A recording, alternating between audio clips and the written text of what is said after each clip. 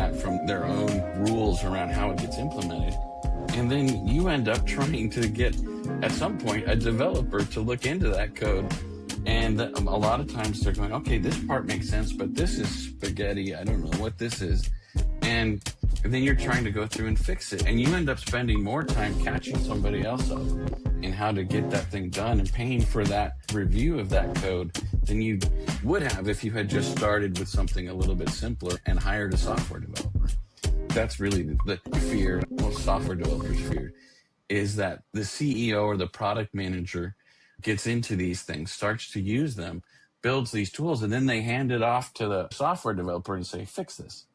Instead, as we always do as software developers, we always want to be involved at the early steps. The earlier, the better, to help with architecture decisions, what types of reusable code we can use, and libraries.